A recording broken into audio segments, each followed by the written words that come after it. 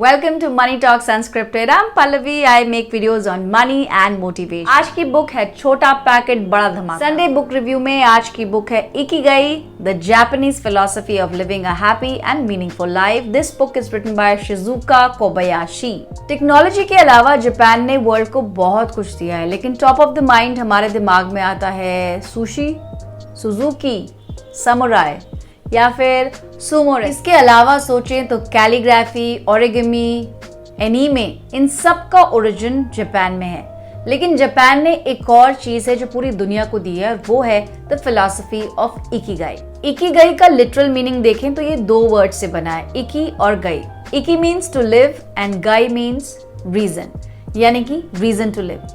हम सब कभी ना कभी इस बारे में सोचते हैं कि आखिर हम इस दुनिया में क्यों आए हैं, what is the reason, what is the purpose of life.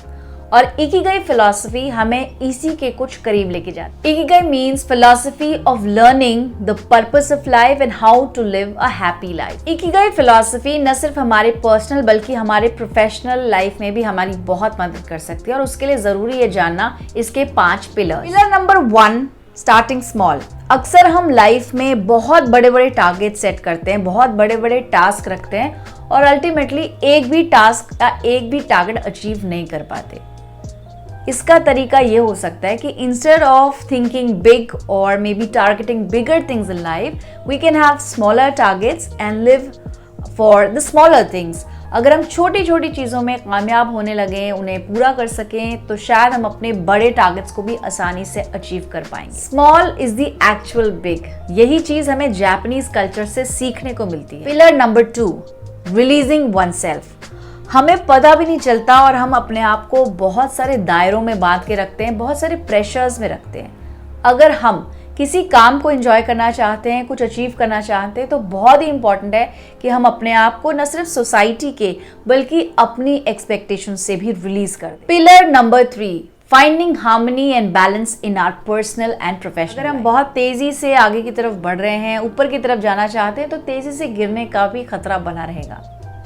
Success वही है जो सस्टेनेबल है, जो हमें लंबे समय तक स्टेबिलिटी देती है, और स्टेबिलिटी के लिए जरूरी है कि हमारी लाइफ में बैलेंस हो। The 4th pillar of Ikigai is the Joy of small things. छोटी छोटी बातों में बड़ी खुशियां। ये आपने कई बार सुना होगा, लेकिन आपने इसको कितना इम्प्लीमेंट किया है? छोटी छोटी बातों में, छोटी छोटी चीजों में अगर आप खुशियां देखना शुरू करेंगे, अगर आप उसे अप्रिशिएट करना शुरू करेंगे, तो आपके जो बड़े बड़े गम है ना, वो भी दूर हो सकते हैं।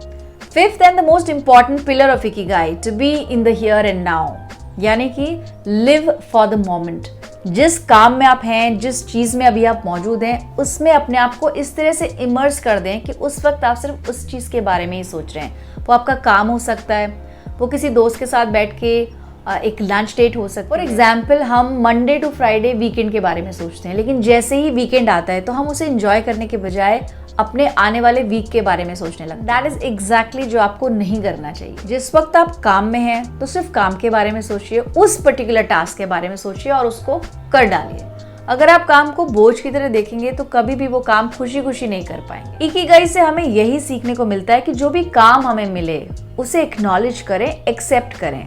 This is what your reality is. You have to be present in the current moment. आमतौर पर जापान के बारे में सोचते ही दिमाग में एक बहुत ही fast pace life, bullet train type की लाइफ, जहाँ पर 1 सेकेंड की भी देरी नहीं होती है ट्रेन में, ऐसी इमेज बनती है। लेकिन अगर हम जापानीज कल्चर को क्लोजली स्टडी करेंगे तो we'll understand that Japanese culture respects और finds beauty in imperfections। अगर एक बार आपने इकिगाई की फिलॉसफी को मान लिया, अपनी ज़िंदगी में उतार लिया, तो आप सिर्फ अपनी प्रोफेशनल लाइफ में ही नहीं बल्कि आप अपनी मेंटल हेल्थ को भी बहुत अच्छे से हैंडल कर सकते हैं। इनफैक्ट इस बुक में मैंने ये पढ़ा कि सिर्फ आप अपनी प्रोफेशनल लाइफ ही नहीं बल्कि अपनी पर्सनल रिलेशनशिप्स को भी इकिगाई के इन बेसिक प्रिंसिपल्स के ज़रिए बेहतर बना सकते हैं। क्योंकि क्रक्स सिर्फ इतना है कि अगर आप छोटी छोटी चीज़ों को जो ऑलरेडी आपके पास हैं उन्हें एक्नॉलेज करना शुरू करेंगे, तो जो चीज़ें आपके पास नहीं हैं उनके बारे में आप कंप्लेन करना बंद कर देंगे।